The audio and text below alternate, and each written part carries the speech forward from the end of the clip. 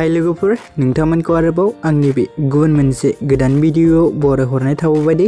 नोंथांमोननिसिम आसा खालामो भिडिअखौ जागायनायनिफ्राय जोबजासिम नायलांगोन होननानै एक्चुअली नोंथांमोन बेबायदिनो बर'नि फैनो गोनां गोबां आबुं सावथुन आरो बर' एलबाम्सफोरनि बागै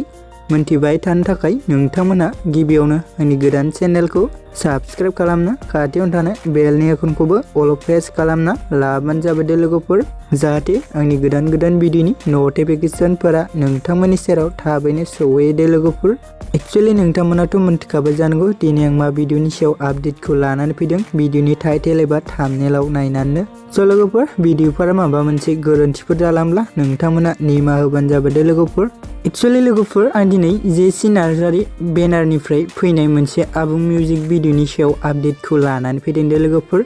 स' नोंथांमोन बे मिउजिक भिडिअनि टाइटेलानो जाहैबाय दाहोना रुवाथि दे लोगोफोर स' लोगोफोर जों बे मिउजिक भिडिअआव गुबै फाव खालामनायखौ नुनो मोन्दों बर'निनो मुंदांखा जाखांफुनाय सिंगार बिथां जेसि नार्जारी आरो बिथांजों लोगोसे फैसालि गयारी दे लोगोफोर एक्चुअली लोगोफोर बे मिउजिक भिडिअनि डाइरेक्शन एन्ड केरिय'ग्राफखौ खालामदों सोरां बसुमतारी आरो बाबुल्ला बर' दे लोगोफोर एक्चुअली लोगोफोर कनसेप्ट एन्ड स्क्रिप्टखौ होदों जेसि नार्जारी आरो सोरां बसुमतारी दे लोगोफोर एक्चुअली लोगोफोर बे मिउजिक भिडिअ भकेल एन्ड ट्यूनखौ होदों बिथां जेसि नार्जारीयानो दे लोगोफोर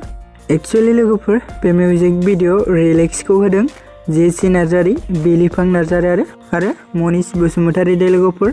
स' लोगोफोर बिदिब्ला दिनैनि सुंद' आपडेटआ बेखिनियानोमोन दे लोगोफोर भिडिअखौ बेखिनिसिम नायनायनि थाखाय नोंथांमोननिसिम रोजा रोजा साबायखर थाबाय दे गोजोन्थों।